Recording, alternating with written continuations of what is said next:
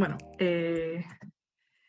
la semana pasada sé que estuvo Julen también, Julen Boyain, hablando de la renta básica, ¿no? Y haciendo una presentación un poco más general de qué es la idea, de esta idea, de dónde surge y cuáles son un poco los argumentos generales que nos hacen defender una renta básica, ¿no? Entonces, bueno, tampoco quiero enrollarme mucho con una presentación así general porque sé que Julen ya estuvo hablando de eso y en cualquier caso, pues podéis ir a mirar eso si os interesa, pero bueno, sí que quería hacer una pequeña definición de qué es la renta básica incondicional para mí, por lo menos, ¿no? Desde qué posicionamiento parto, porque bueno, me parecía interesante también para el resto de la charla.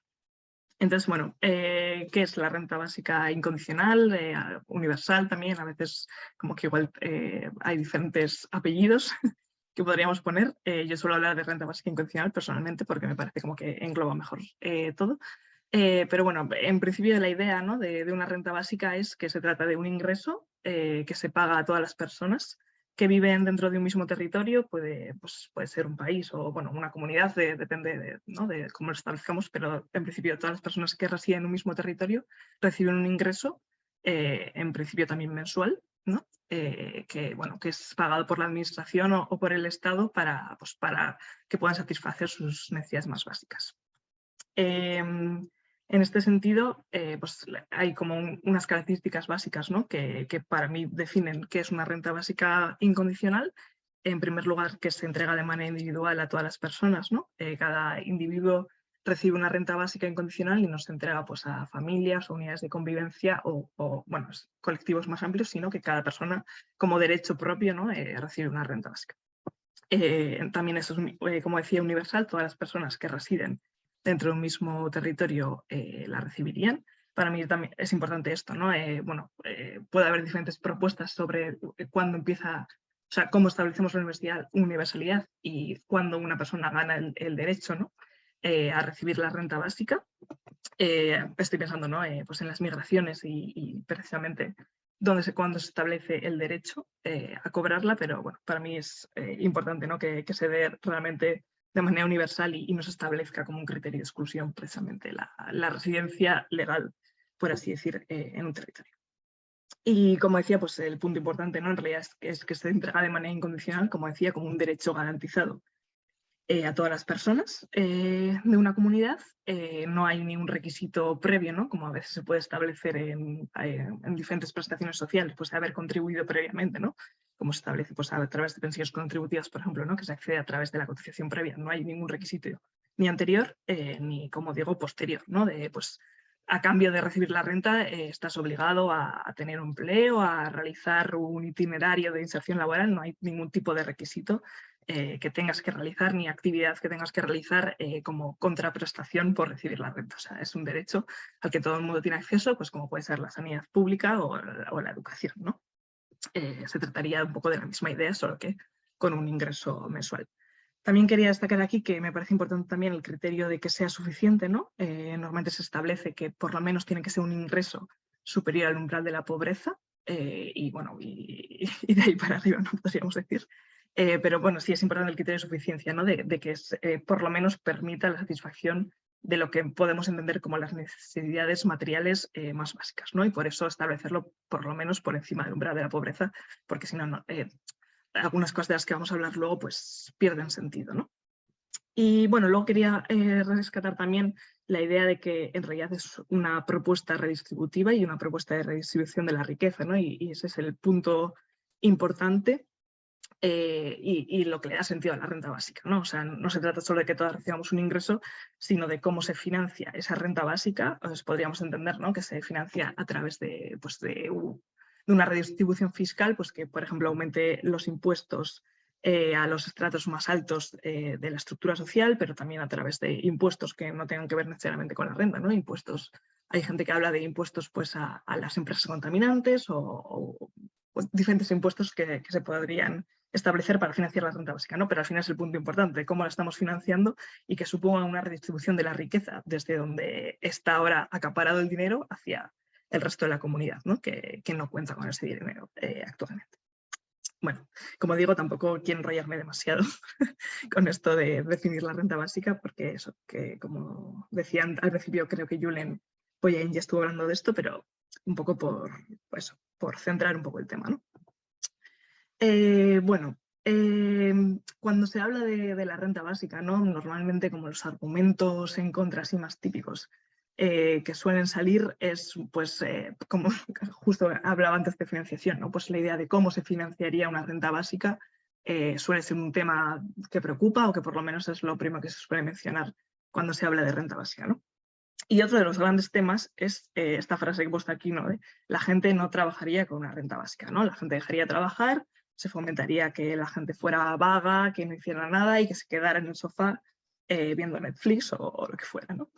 Y precisamente quería traer esta frase porque me parece muy interesante y me parece que nos permite reflexionar sobre muchas cosas que tienen que ver con el trabajo y, como decía al principio, ¿no? Con el derecho al trabajo y el derecho a no trabajar y cómo se estructura el trabajo en nuestra sociedad, que lo tenemos súper naturalizado, ¿no? En el sistema actual, la estructura pues, por la que se regula el trabajo en el capitalismo, ¿no? En el que vivimos. Y me parece bueno, reflexionando sobre esto, como que podemos desnaturalizar ciertas cosas y reflexionar sobre si es verdad o no esto de que la gente dejaría de trabajar con una renta básica. Entonces, bueno, claro, cuando hablamos de que la gente dejaría de trabajar con una renta básica, lo primero que podríamos pensar, ¿no? Es, pues bueno, ¿qué es el trabajo?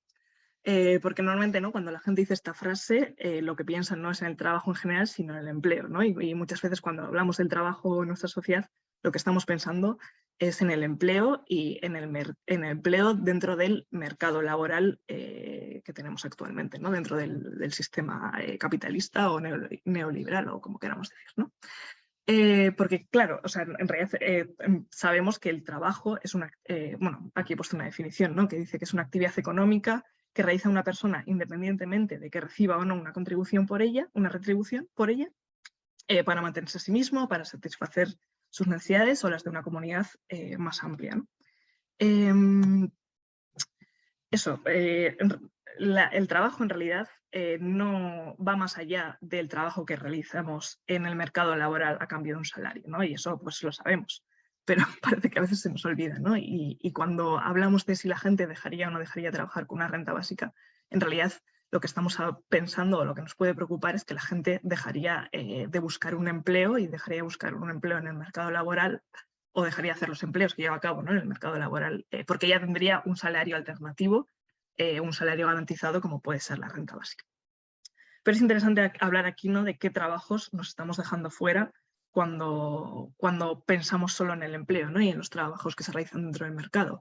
Luego volveré también sobre esto, pero precisamente hay un montón de trabajos que no están remunerados, pero que la gente sigue llevando a cabo en nuestra sociedad por muchas de estas razones, ¿no? O sea, el ejemplo clásico es el trabajo de cuidados, que no, bueno, alguno está remunerado, pero muchos otros trabajos de cuidados no están remunerados. Y precisamente las mujeres sabemos mucho, ¿no? De realizar trabajos no remunerados fuera del mercado, que no están socialmente considerados, pero que no por ello son menos útiles o menos importantes, ¿no? Todo lo contrario. O sea, el trabajo de cuidados se lleva a cabo sin una retribución y es lo que sostiene la vida, ¿no? Pero bueno, luego discutiremos acerca de a través de qué mecanismos, ¿no? Se lleva a cabo este trabajo. Pero bueno, podríamos entrar también en muchos otros trabajos voluntarios que la gente lleva a cabo también sin necesidad de una retribución económica, ¿no? Por ejemplo, en la misma pandemia, ¿no? Salieron muchas redes de cuidados y redes comunitarias para llevar a cabo actividades y trabajos sin necesidad de que hubiera un salario de por medio, ¿no? Y bueno, hay miles de ejemplos también sobre trabajos voluntarios que no entran dentro de lo que pensamos dentro del empleo, ¿no? Pero bueno, si hablemos, ¿no? Primero de por qué la gente trabaja dentro del mercado laboral o por qué la gente tiene un empleo, ¿no? Bueno, está claro que, como decía, en el sistema capitalista en el que vivimos nos vemos obligadas todas a trabajar porque el trabajo es el medio por el que se distribuye la renta y por el que accedemos a la renta y por el que a través de la renta o un ingreso, ¿no? económico podemos satisfacer nuestras necesidades materiales básicas. O sea, está claro que hay una necesidad económica que nos obliga a todas a trabajar, o por lo menos a la gran mayoría, ¿no? Que no contamos con medios propios para poder sostenernos y que nos vemos obligadas a entrar al mercado laboral para recibir, como digo, un ingreso y con ello trabajar, ¿no? Pero en realidad muchos autores hablan, ¿no?, de que el trabajo es una necesidad económica, pero también es muchas cosas más, ¿no? O sea, nuestra sociedad está estructurada en torno al trabajo y tenemos todo un sistema social que crea una norma del trabajo y nos lleva a trabajar no solo por una necesidad económica, sino también, bueno, porque hay, como digo, una norma social que impone el trabajo y que no solo nos lleva a trabajar, sino a convertirnos, como dice por ejemplo aquí Kathy Wicks, a convertirnos en personas trabajadoras, ¿no? Ella dice, ¿no?, que bueno, no es, lo sorprendente no es que trabajemos por necesidad económica y que dediquemos un tiempo de nuestra vida a trabajar, sino esta complacencia de vivir para trabajar, ¿no? Y sobre esto quería reflexionar un poco y como decía al principio también, desnaturalizar esta idea, ¿no? Porque está claro, ¿no?, que nuestra sociedad está distribuida en torno al trabajo, porque no solo, o sea, y dependemos del trabajo ya no solo como decía, por el salario, sino también porque al estar todavía estructurada en torno al trabajo, ¿no?, pues el trabajo también es fuente de relaciones sociales, es fuente de otras motivaciones que pueden ser más intrínsecas, incluso de generación de comunidad, ¿no?, que van más allá del trabajo. Pero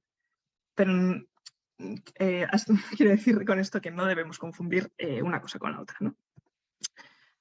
Bueno, esto lo he puesto aquí también para traer un poco como una perspectiva más histórica, ¿no? Que también plantea Kathy Wicks en el libro anterior, de cómo se ha ido imponiendo o desarrollando esta ética del trabajo, ¿no?, que podríamos llamar, que es esta moral de que todos debemos dedicarnos al trabajo y dedicar nuestra vida a trabajar.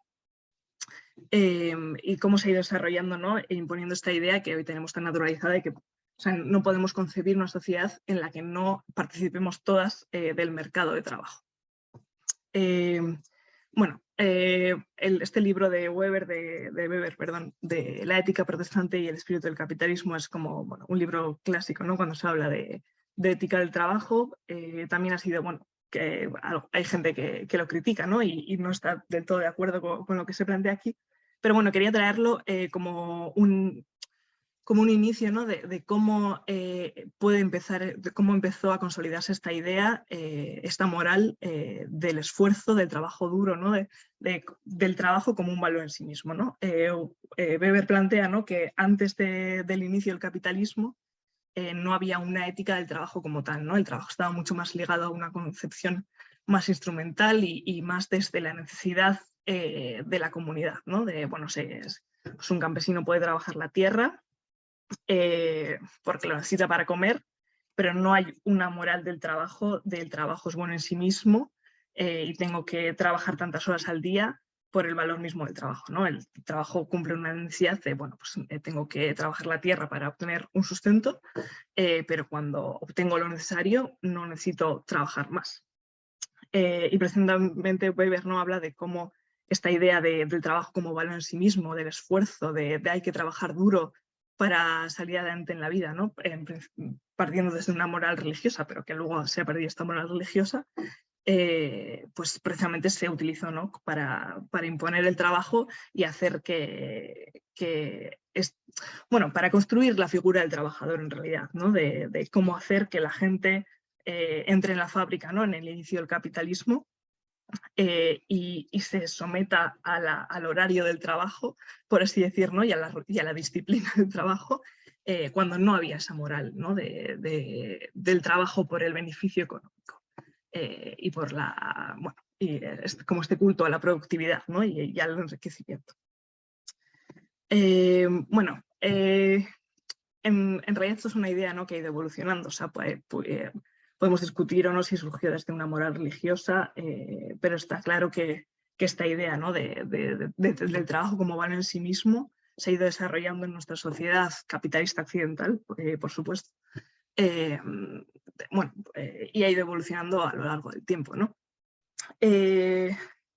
Bueno, esta idea del trabajo y de la virtud del esfuerzo y el trabajo duro dentro de la época fordista e industrial, ¿no? Ya de un capitalismo más consolidado, como digo, ¿no? Y la fábrica fordista por excelencia se materializaba sobre todo a través de la promesa de movilidad social, ¿no? Esta idea de que bueno, pues, todo trabajador con esfuerzo, con persistencia, puede sacarse adelante a sí mismo y a su familia, y además debe hacerlo, ¿no? Por supuesto, también esto es parte de una mirada muy masculina, ¿no? De es el hombre proveedor el que debe sacar adelante a sí mismo y a su familia, que bueno, pues tenía como contrapartida, ¿no? Todo el trabajo de cuidados invisibilizado que hacían las mujeres, ¿no? Pero bueno, que ahí vemos cómo se van estableciendo diferentes promesas en torno al trabajo y diferentes moralidades en torno al trabajo, ¿no? Esta promesa de movilidad social y de sacarse adelante a uno mismo, que ha ido también, bueno, desde una concepción también, igual que tenía que ver más con el salario, ¿no? Y con la retribución que se recibía a través del trabajo como sustento económico, ¿no? De recibir una remuneración para sostenerme a mí mismo y ser independiente y poder sostener también a mi familia, como también ha ido avanzando hacia igual visiones más intrínsecas o más expresivas, ¿no? Ya en la época postfordista, ¿no? Mediados, finales del siglo pasado, en la que el trabajo ya no es tanto una promesa de movilidad social, que también, sino que también se empieza a construir esta idea del trabajo como camino hacia la creatividad, hacia el desarrollo personal, cómo nos desarrollamos a nosotras mismas, ¿no? A través del trabajo. Que precisamente, ¿no? Es curioso porque coincide con, bueno, no es tan curioso en realidad, pero coincide con una época, ¿no?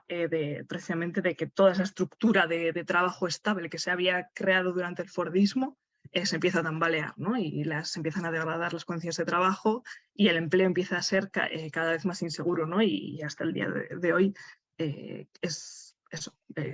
Se abre todo un proceso pues como digo, de degradación de las condiciones laborales y de inseguridad y flexibilidad laboral, ¿no? Y es precisamente en ese momento en que aparece esta idea también de obtener del trabajo no solo una cosa más material, ¿no? Una remuneración económica, sino también unos valores, pues como digo, ¿no? De desarrollo personal, de expresión personal. Aquí se refuerza mucho esta idea, ¿no? de la vocación y el trabajar de lo que te gusta, ¿no? Y un poco esta idea que es también un poco lo que en mi generación se ha vendido mucho, ¿no? Y con todo este discurso de poder acceder a la universidad, ¿no? y estudiar lo que a uno le gusta y poder trabajar de lo que no le gusta y desarrollar la propia vocación, ¿no? Tampoco pretendo rayarme con esto, pero es simplemente para señalar la idea, ¿no? De cómo desde una perspectiva histórica en diferentes momentos se genera esta moralidad en torno al trabajo y esta idea de, como digo, de lo que se obtiene del propio trabajo, ¿no? Lo importante aquí en realidad es, como pongo, la función ideológica de la ética del trabajo, ¿no? Se genera toda esta idea del trabajo como valor en sí mismo, esta valorización positiva del trabajo y lo que obtenemos del trabajo, y esta imposición, ¿no? de querer buscar un trabajo y desarrollarnos a nosotras mismas a través del trabajo, que en realidad lo que cumple, como digo, es una función ideológica y que nos hace olvidar que en realidad el trabajo es una institución creada para generar beneficio privado, ¿no?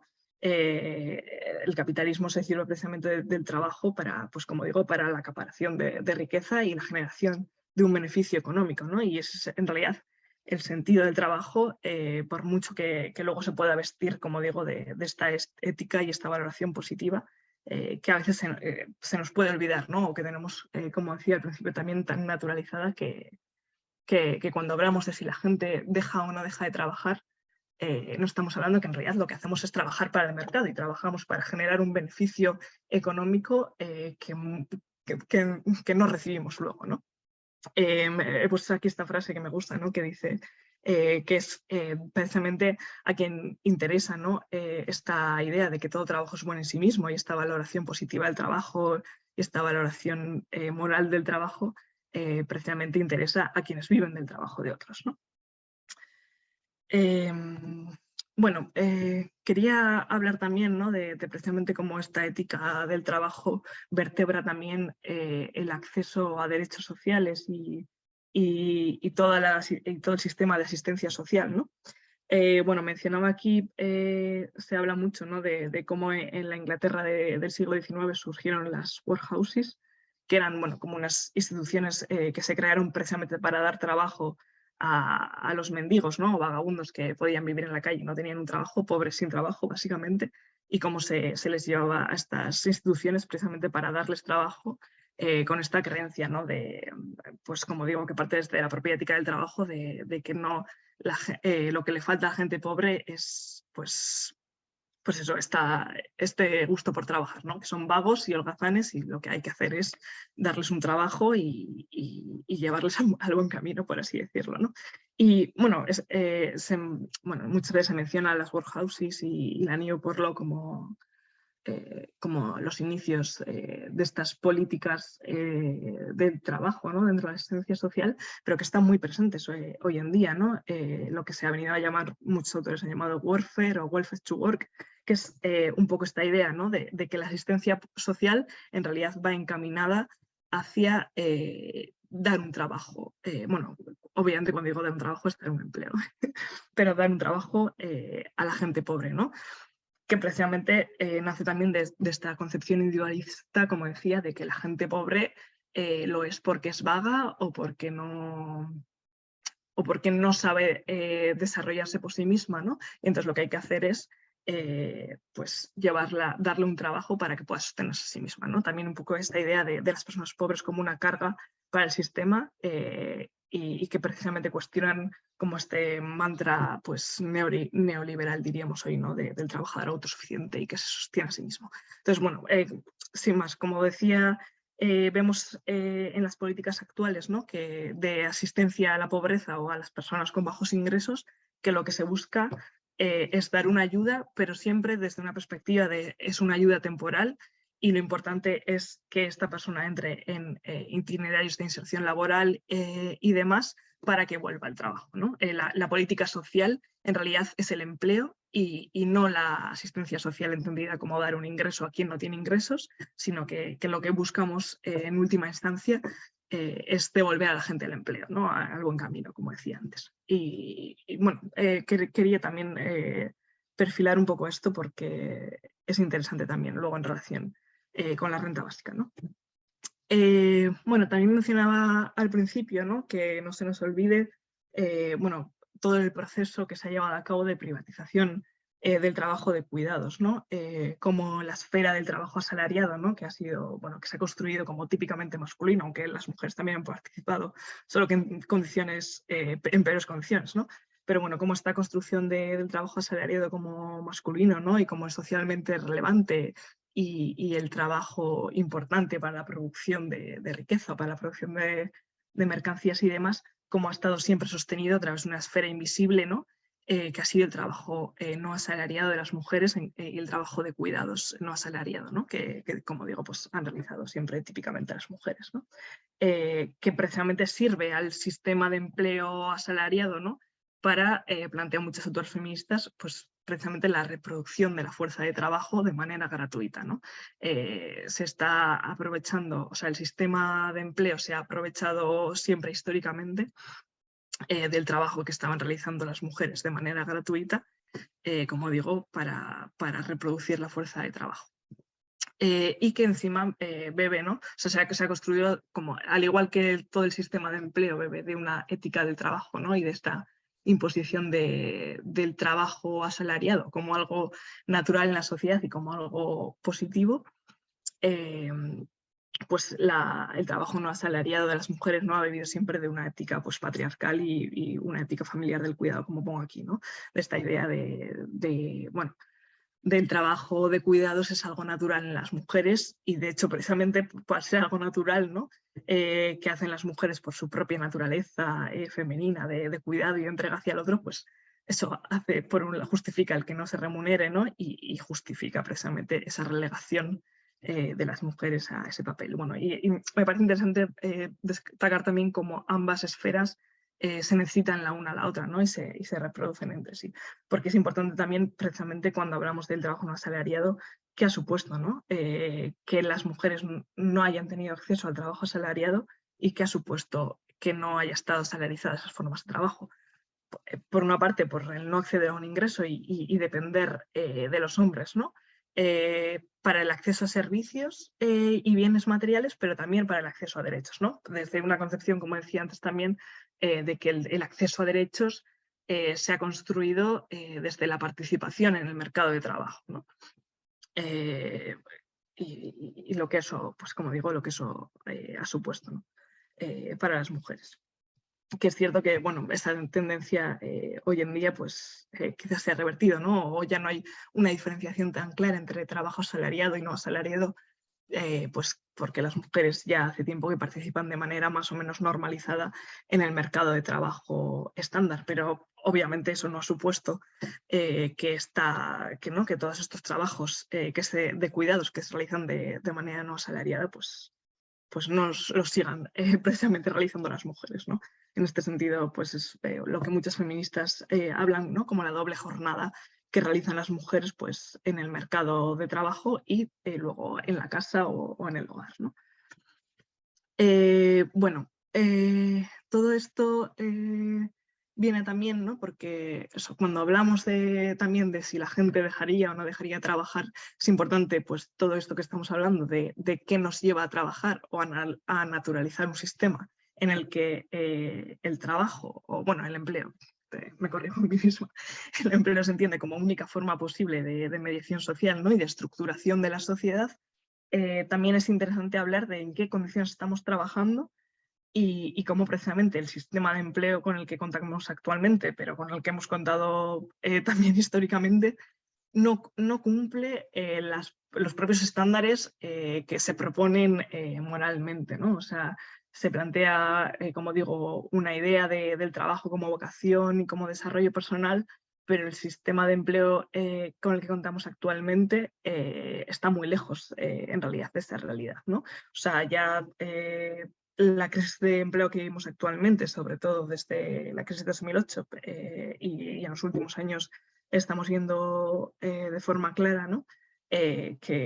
Bueno, que como decía antes también, estamos en un proceso de precarización de las condiciones laborales que no alcanza ese estándar de desarrollo personal a través del trabajo que se impone desde la ética del trabajo, ¿no? O sea, estamos en un periodo en el que hay mucha gente que ni siquiera teniendo un empleo o teniendo más de un empleo alcanza a un nivel de integración social adecuado, que podríamos decir, ¿no? O sea, hay mucha gente que sigue siendo pobre aún teniendo un empleo o aún teniendo dos empleos. Estamos en un momento de muchos contratos parciales que nos obliga a compaginar diferentes tipos de trabajo y aún así no alcanzamos a una integración y a una capacidad de consumo que podríamos considerar adecuada dentro del capitalismo, ¿no? Y esto es importante también, por un lado, por la incapacidad de los empleos que se generan de garantizar condiciones de vida digna, pero también de la gente que cada vez más se queda fuera, ¿no? Del mercado de trabajo. O sea, siempre ha habido gente que se ha quedado fuera del mercado de trabajo, siempre ha habido desempleo y siempre ha habido, o sea, ¿no? Este mito que ha habido como de la idea de llegar al pleno empleo, siempre ha sido un mito, nunca ha sido una realidad que se ha podido obtener, siempre ha habido ciertos índices de desempleo, ¿no? Que además interesan al sistema precisamente para bajar, para empeorar las condiciones laborales y para usarlo como amenaza, por así decir, ¿no? Para todas las personas, o sea, perdón, me estoy como enrollando y no sé si se está entendiendo bien, pero a lo que voy es que, bueno, sí más, que al sistema capitalista siempre le ha interesado tener gente en situación de desempleo y población sobrante o excedente, por así decir, precisamente para obligar a las personas que sí tienen empleo a trabajar o a aceptar peores condiciones, ¿no? Cuando empeoran las condiciones. Como digo, siempre ha sido como una amenaza que ha estado ahí presente. Bueno, sí, bueno, he puesto aquí como este trozo del libro de Inventar el futuro, pero es un poco lo que venía a decir. O sea, es importante hablar de en qué condiciones estamos llevando a cabo los trabajos que estamos haciendo. Hace varios años, ¿no? se creía que, bueno, que con el desarrollo tecnológico que estamos alcanzando actualmente, pues se podría llegar a reducir la jornada laboral, ¿no? O sería necesario trabajar menos horas para producir lo mismo que se producía, ¿no? O sea, esto es una idea como que se ha repetido mucho, de, ¿no? Que si se consigue aumentar la producción se podrían reducir las horas de trabajo, pero sí, hemos visto también históricamente cómo esto no ha sido algo que ha interesado al capitalismo, ¿no? O sea, siempre que aumenta la productividad, lo que hace precisamente es aumentar la productividad, en el sentido de que no le interesa reducir horas de trabajo para producir menos, sino que siempre que se pueda seguir generando riqueza y generando mayor crecimiento económico, pues se va a hacer, ¿no? Y es de lo que se sirve un poco el capitalismo. Entonces, bueno, como decía, esta idea de que el desarrollo tecnológico nos traería una reducción de la jornada laboral, que se hablaba incluso hace 100 años, ¿no? Vemos hoy que no ha sido así, como digo, o sea, seguimos trabajando muchas horas, mucha gente compagina 2 y 3 empleos porque si no, no puede llegar a fin de mes. Y incluso hay una idea, ¿no? De que cada vez más el trabajo se implica con la vida, en el sentido de que ya quedan menos esferas de vida que pueden escapar del trabajo, ¿no? Hay una idea interesante también de, por ejemplo, ¿no? Como esto de compaginar 2 o 3 trabajos nos hace cada vez más dedicar nuestra vida al trabajo, ¿no? Y de hecho, en la flexibilidad laboral y los contratos parciales pasa mucho, ¿no? Que, por ejemplo, con esta imposición de horarios que no son estables, ¿no? No hay, bueno, cuando trabajas unos días a la semana sí, otros no, y cada semana te van actualizando tu horario de trabajo, y los días que vas a trabajar, eso implica organizar toda tu vida en torno al trabajo, y que lo que queda fuera depende siempre del trabajo, ¿no? Bueno, y justo hablaba con Pablo también antes de empezar esto, ¿no? Las implicaciones que esto de trabajar muchas horas y la inseguridad laboral y el tener que condicionar todo lo que hacemos al trabajo, las implicaciones que esto tiene para la salud mental, ¿no? También se habla mucho últimamente de la epidemia de salud mental y los problemas de salud mental. Se habla mucho también de los problemas de salud en gente joven. Y bueno, es un poco esta idea también de cómo vivimos en un mundo estresante y que nos lleva a estar siempre cansados, ¿no? Y cansadas y estresadas, y cómo es, bueno, pues se ha visto, ¿no? Cómo crecen los trastornos de depresión, de ansiedad y demás. Pero me parece interesante señalar cómo esto tiene que ver con el ritmo de vida y con cómo organizamos nuestra sociedad en torno, bueno, al empleo, ¿no? Al tener un empleo y a no tenerlo, y a las horas que dedicamos al empleo. Bueno, y esto también es una cosa que a mí personalmente me parece muy interesante, ¿no? Porque no es solo cuando hablamos, ¿no? De eso, de que la gente dejaría de trabajar si se le garantizara un ingreso de manera incondicional. Es importante hablar de qué es el trabajo y de en qué condiciones realizamos el trabajo, pero también cuál es el sentido en realidad del trabajo que realizamos, ¿no? Y cuál es la utilidad social o la utilidad real que tienen los empleos que estamos llevando a cabo en el mercado laboral. Porque, claro, como decía, en realidad es una cosa un poco perversa, ¿no? Porque trabajamos para generarle beneficios económicos al mercado. Y aunque esto se vista, ¿no? de la utilidad social del trabajo, cuando uno se pone a analizar qué trabajos llevamos a cabo y cuál es su utilidad social, pues nos damos cuenta, ¿no? de que hay muchos trabajos que en realidad están creados de manera artificial, por así decir, para generar un beneficio, pero que no cumplen realmente una necesidad social. En este sentido, son interesantes estos 2 estudios que cita David Graeber en Trabajos de mierda, ¿no? Ahora lo cuento también un poco lo que habla Graeber en su libro, pero bueno, son como 2 encuestas que se han hecho sobre el sentido del trabajo. No, este titular dice que solo al 13% de los empleados del mundo le gustaría trabajar. Esto es una encuesta que se hizo en, si no recuerdo mal, 150 países, que precisamente pues, habla, ¿no? de que mucha gente solo trabaja porque necesita un salario. Esto pues es como obvio, ¿no? Pero pero es importante recordar que mucha gente no le gusta su trabajo, pero ya no es que no le guste su trabajo, sino que no están motivados para poder trabajar más allá de obtener un salario.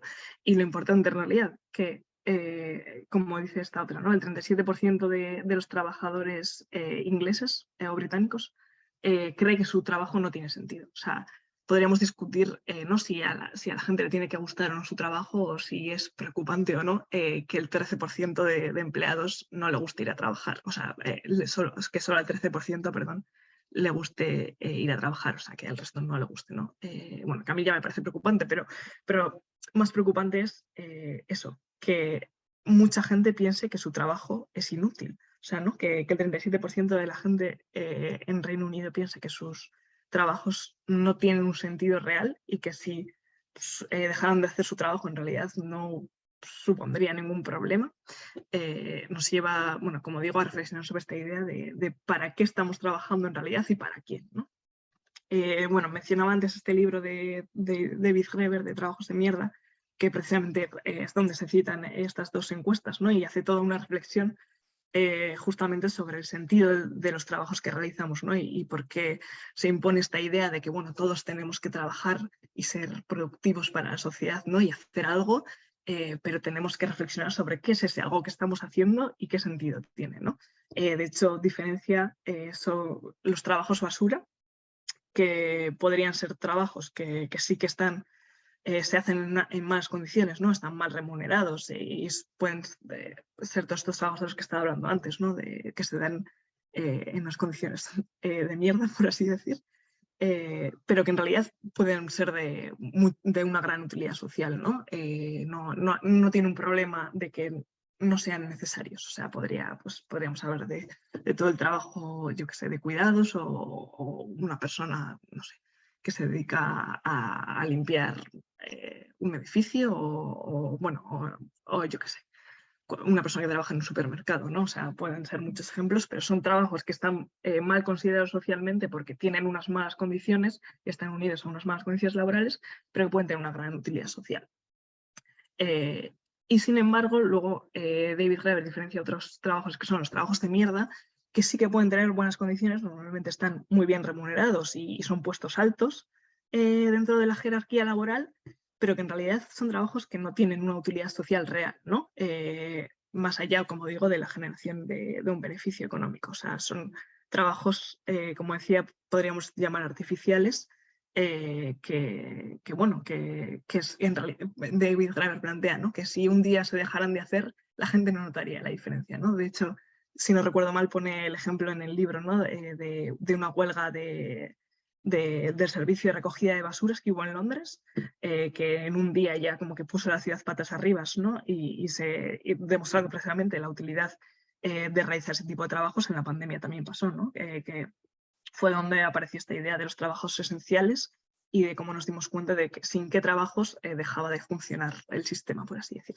Y lo contraponía, ¿no? A una idea de una huelga de banqueros, creo que era lo que decía, que no, igual podrían estar 3 meses en huelga y la gente ni siquiera se enteraría, ¿no? O sea, es un poco esta idea de qué trabajos, como digo, tienen utilidad social real y cuáles no.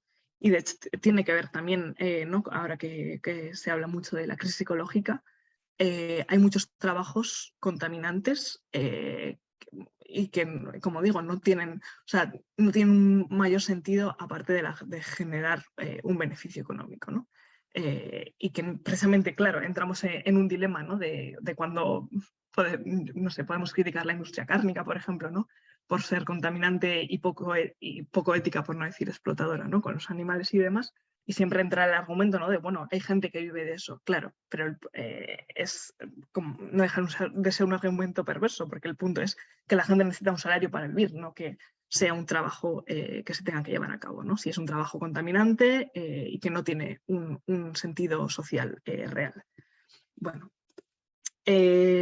entonces, bueno, puse aquí este meme porque me parecía gracioso, ¿no? Y que ilustra una idea, ya como para ir cerrando un poco el tema de si la gente dejaría trabajar o no con una renta básica, porque me parece interesante más que hablar de si la gente dejaría o no dejaría trabajar, ¿no? Después de todo lo que he estado explicando, hablar en concreto de qué trabajos dejaría de hacer la gente o qué empleos dejaría de hacer la gente, si la gente reduciría o no reduciría horas, pero igual lo seguiría haciendo. Pero bueno, en concreto, qué empleos dejaría de hacer la gente y qué haría con ese tiempo restante, ¿no? O sea, me parece importante hablar en lo concreto. En este sentido, he traído aquí este experimento porque, bueno, sí que se han hecho muchos experimentos con la renta básica y se ha discutido mucho esta idea de si la renta básica llevaría a la gente a dejar de trabajar o no, ¿no? Y muchas veces se insiste, porque hay muchos estudios que así lo dicen, de que en realidad no parece observarse una disminución de las ganas de trabajar, por así decir, en la gente que cobra una renta básica, ¿no? O sea, hay muchos estudios que dicen que no se reduce, la gente no participa menos en el mercado de trabajo o que estos efectos son muy pequeños, pero me parece interesante este estudio en concreto que se llevó a cabo en Canadá durante los años 70, porque he dejado aquí 2 artículos en los que estos investigadores analizan los datos que se recogieron en el momento, ¿no? Y precisamente hacen una evaluación como más cualitativa de qué pasó con la gente que dejó de trabajar, ¿no? Porque, bueno, esto fue, como digo, un experimento que se hizo en los años 70 en Canadá. Era una renta básica no exactamente universal, porque solo se daba una renta básica anual a quienes tenían bajos ingresos, no a todo el mundo, simplemente a los que pues, bajaban de un umbral de ingresos determinado, pero bueno, no se hacía como una comprobación de recursos ni se exigía ningún tipo de contraprestación, ¿no? Si tenías bajos ingresos o ingresos menores a tal umbral, pues se te da una renta básica y podías hacer lo que quisieras con ella, ¿no? Y entonces, bueno, eso, aquí se analizó en concreto qué hacía la gente y se le preguntó a la gente qué hacía en caso de abandonar el mercado de trabajo, ¿no? Porque sí se observó un porcentaje de que hubo gente pues, que dejó de trabajar. Pero lo interesante es, como digo, por qué lo hicieron, ¿no? Y aquí aparece muy claramente que la gente dejó de participar en el mercado de trabajo, por un lado, para dedicarse a tareas de cuidados. Esto, de forma no sorprendente, pasó especialmente en las mujeres, ¿no? Pero bueno, dejaron el mercado de trabajo para poder dedicarse a tareas de trabajo y seguir manteniendo una remuneración, ¿no? También, sobre todo, gente joven dejó de participar en el mercado de trabajo para invertir en su educación. Bueno, invertir no sé si es la mejor palabra, pero bueno, para dedicar tiempo a seguir formándose y ampliar su educación, ¿no? También hubo gente que reportaba, ¿no? Que no participaba en el mercado de trabajo precisamente porque estaba descontento con las condiciones laborales que se le ofrecían, que aquí aparece también, como digo, este punto importante, ¿no? de la capacidad que te da precisamente la renta básica para poder elegir qué condiciones de trabajo aceptas o no aceptas. Y esta era otra razón por la que la gente deja de trabajar, también por enfermedad o por edad en plan avanzada, ¿no? Como una especie de jubilación anticipada. Y creo que no me he dejado nada. Entonces, bueno, es interesante, como digo, esto, ¿no? de no quedarnos como en un debate de, bueno, la gente se va a aprovechar de la renta básica y no va a ir a trabajar. Vale, pero ¿qué es lo que nos importa a nosotras realmente? Que la gente, o sea, no va a trabajar para quién y en qué condiciones, ¿no? De hecho, David Casasas habla, ¿no? de cómo la renta básica puede suponer bueno, puede favorecer un reparto más democrático del trabajo, ¿no? O sea, como digo, lo que nos interesa es reflexionar de manera pues, clara y sincera sobre qué trabajos queremos llevar a cabo, tanto dentro del mercado laboral como fuera, en qué condiciones, a qué ritmos también dice él, ¿no? Con qué frecuencias y con quiénes. Y eso es lo que permite una renta básica y la idea que se propone, ¿no? Sí, básicamente, bueno, siento que que me estoy repitiendo, pero me parece importante incidir en esa idea, ¿no? ¿Qué nos preocupa exactamente de que la gente deje de trabajar? Aparece también a veces, ¿no? Esta idea de, bueno, pero entonces, vale, si damos un ingreso a todo el mundo, ¿quién llevaría a cabo los trabajos que no quiere hacer nadie? Bueno, pues ese es un tema importante, ¿no? Pero que tenemos que discutir como digo, sin el chantaje del salario, en el sentido, ¿no? De hoy en día hay muchos trabajos que igual nadie quiere hacer que precisamente la gente hace por obligación, porque no le queda otra, porque ¿no? Hay, por ejemplo, muchas personas migrantes que están en situación de ilegalidad y que precisamente el sistema se aprovecha de eso para que lleven a cabo trabajos de manera barata, que si no, no llevaría a cabo nadie. Y bueno, pues si eliminamos ese aspecto, ¿quién va a llevar a cabo estos trabajos? Bueno, pues entonces igual tenemos que empezar a discutir, ¿no? De manera pues algo más democrática sobre cómo vamos a organizar la realización de esos trabajos y que no pasen por una imposición, ¿no? de quien está en situación más vulnerable.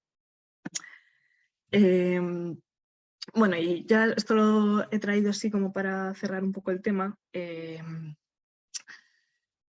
Me parece interesante, o sea, a mí personalmente, ¿no? Sobre todo la idea de la renta básica por lo que ofrece a la hora de cuestionar el sistema de empleo, ¿no? Que es un poco lo que he tratado de, de discutir aquí hoy. Katy Wicks, en este libro del problema de trabajo, habla, ¿no? del pragmatismo de la demanda y precisamente habla de la utilidad que puede tener la demanda de una renta básica, como digo, a la hora de cuestionar ese sistema de empleo que tenemos naturalizado hoy en día, ¿no? Y cuestionar esa idea de por qué debemos trabajar en el mercado laboral para merecer vivir, ¿no? Y precisamente dice ella también, cuestiona también esa arbitrariedad de qué actividades reciben un salario y cuáles no. Y cómo precisamente esa demanda de una renta básica nos ayuda a cuestionar esta idea, ¿no? naturalizada de que el trabajo en el mercado laboral es la única forma posible de organización social, nos ayuda a cuestionar esa idea, pero también ayuda a proponer una alternativa o por lo menos a abrir una ventana a una alternativa, ¿no? Que pase por que el derecho a contar con un ingreso se garantice independientemente de la participación en el mercado de trabajo, ¿no? Obviamente, claro, esto bueno, es una posibilidad y un cambio para el sistema como excesivamente amplio, ¿no? Y tampoco una renta básica realmente igual no es capaz de darle toda una vuelta a toda esta estructura de sistema de empleo, ¿no? Pero es importante precisamente, como dice Katy Wicks, por esto mismo, ¿no? De cómo puede por lo menos abrir una grieta y por lo menos empezar cuestionando la legitimidad del sistema y la naturalización que se hace del sistema y abriendo pues, otras posibilidades alternativas, ¿no? Porque en realidad, también hablaba con esto con Pablo al principio, lo que estamos hablando es del derecho a la vida, ¿no? Y qué condiciones establecemos para el derecho a la vida, ¿no? Y cuestionar realmente si tenemos que cumplir una serie de condiciones para merecer el derecho a una vida digna, ¿no? Y esto es un poco lo que trata de, bueno, o lo que a mí me parece interesante que ofrece la idea de la renta básica, ¿no? Para la reflexión. Bueno, lo cierro aquí. Podemos contestar alguna pregunta si ha quedado alguna duda. No sé si me he explicado bien en alguna parte. Pero he dejado la web de rentabásica.eus, que es la web que hicimos con la ILP Renta Básica en el País Vasco, porque bueno, hay también bastantes recursos interesantes para que quien quiera profundizar. Ahora estamos como tratando de dar continuidad a la iniciativa, ¿no? Que ya terminó como la andadura de la iniciativa legislativa popular con el rechazo de la propuesta en el Parlamento, pero bueno, seguimos con el colectivo en marcha y dejo la web para quien le interese que pueda ponerse en contacto. ¿no? Con este pensamiento más neoliberal y esta idea como decía antes también, del emprendedor y del trabajador autosuficiente y demás, es algo que, bueno, una idea que cada vez se ha venido imponiendo más, ¿no? en nuestra sociedad y que podemos reconocer. Bueno, estaba pensando, no sé si en realidad no tiene que ver, pero justo me venía ahora a la cabeza, ¿no? Cómo precisamente esa ideología productivista y del emprendizaje, ¿no? y de incluso del trabajo y de mercantilización de todas las actividades, ¿no? Que podemos observar incluso hoy en día con esta idea también de los hobbies, ¿no? Por ejemplo, estaba pensando ahora que se ve mucho también en redes sociales, ¿no? Un poco esta idea de que los hobbies o las actividades que en principio se entiende que uno hace fuera del trabajo simplemente por disfrute personal, cada vez hay más esta idea, ¿no? De mercantilizar los propios hobbies y de que un hobby solo es útil si uno le puede sacar un rédito económico, ¿no? Y eso es una idea que también podemos ver que se está extendiendo, ¿no? Y creo que precisamente tiene que ver, como digo, con con esa extensión también de la ética del trabajo a esferas en las que antes no llegaba, ¿no? Y que precisamente demuestra pues, la dominancia que tiene y un poco esta idea también neoliberal del ser empresario de uno mismo, ¿no? Y ser autosuficiente y sacar rédito incluso a todo lo que hace uno, incluso esta idea también de la imagen personal en redes sociales, ¿no? Y crear como una marca personal en redes sociales y eso, o sea, casi mercantilización de la propia persona.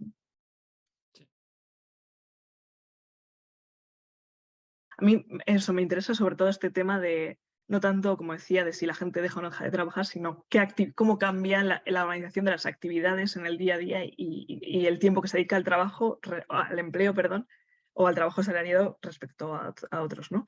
Mm. Y creo que en el experimento de Finlandia también hicieron un informe en el que sí que hablaban también de cómo había aumentado el tiempo que se dedicaba a trabajos voluntarios y al trabajo de cuidados, ¿no? Y sí, me parece interesante, como digo, sobre todo ir como a la letra pequeña, ¿no? De qué hace la gente con su tiempo, pero es algo que normalmente en mi experiencia o por lo que podía leer siento que no, o sea, igual sí, no quiero ser como categórica porque puede ser que no lo haya leído yo, pero que no se va tanto a la letra pequeña de qué hace la gente con el tiempo o cómo cambia el uso del tiempo que hace la gente, ¿no? Con una renta básica. Sí. Bueno, este es también uno de los argumentos clásicos dentro de la gente que defiende la renta básica, ¿no? Bueno, o sea, estoy de acuerdo y creo que así es. Que la renta básica, claro, en realidad el capitalismo, ¿no? Un mecanismo básico por el que impone malas condiciones de trabajo o condiciones laborales precarias es porque la gente no tiene una alternativa. A la gente no le queda otra que ir al mercado de trabajo y pedir un empleo, ¿no?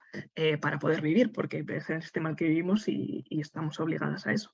Entonces, parece claro, ¿no? Que si contamos con un medio de vida alternativo, por lo menos podríamos poner en duda si participaríamos o no en el mercado de trabajo, pero desde luego no aceptaríamos las condiciones de mierda, perdón por la palabra, que estamos aceptando ahora porque no nos queda otra, ¿no? Ya. Entonces, sí, muchos autores plantean, ¿no? Algunos hablan de la renta básica precisamente como una caja de resistencia que nos podría facilitar por lo menos la negociación de condiciones laborales, de mejores condiciones laborales con los empresarios, porque contaríamos por lo menos con un colchón que nos permitiría pues eso, negociar en otras condiciones, ¿no? Y bueno, está claro que al final eh, es algo que, bueno, que lo que interesa a los empresarios, en realidad es paradójico, ¿no? Porque casi como dices tú, hay como esta idea ¿no? Y este interés como del empresario de tener a más gente empleada para aumentar sus beneficios, pero en realidad al mismo tiempo hay mucha gente que es expulsada del empleo y que no tiene acceso a un empleo, ¿no? Y aunque quisiera tenerlo. Eh, y bueno, creo que es un poco también esta, no sé cómo decir, esta paradoja sí, esta paradoja de la ética del trabajo. Hay como un discurso dominante de que, bueno, no, sí, claro, la gente tiene que trabajar hasta los 75 y hasta los 80 años, porque si no el sistema es insostenible, porque necesitamos que la gente cotice para poder mantener las jubilaciones. Pero en realidad, como digo, no deja de ser un sistema artificial en el sentido de que, bueno, está así porque hemos querido establecerlo así. Puede haber otras formas de hacerlo y puede haber otras formas de repartir la riqueza y de mantener condiciones de vida a la gente que no necesariamente pasen por esa idea, ¿no? De contribuyes en el mercado laboral y luego tienes derecho a una pensión. Porque ahí podríamos hablar, como digo, pues de una renta básica, ¿no? De cómo otras formas de garantizar el derecho a un ingreso y de repartir la renta, ¿no? No solo a través de las propias cotizaciones que hacen las trabajadoras o los trabajadores en el mercado laboral y que luego te da derecho a la jubilación y que ahí, por cierto, también tienen que ver qué pasa con las que no cotizan, ¿no? Y qué pasa con las pensiones no contributivas, sino eso, pues que dónde está la riqueza ahora mismo y cómo podemos repartirla a través de otros sistemas. Completamente. O sea, al final no hay esta idea de que, eso, como decíamos, de las cosas funcionan así porque no pueden funcionar de otra manera, que lo que hace es enmascarar pues que vivimos en un sistema capitalista que se ha construido así para beneficio de unos pocos, ¿no? Precisamente como dices tú. Y de hecho que precisamente a esos pocos no les interesa desmantelar esos mecanismos que nos hacen a todas pues dedicar nuestra vida al trabajo, ¿no? Por ejemplo, o sea, precisamente los empresarios son, por ejemplo, los más interesados, como decíamos, en que los trabajadores no tengan una alternativa. Y eso es una resistencia ideológica, ¿no? Como dices tú, porque dejarían de estar en la posición en la que están ahora.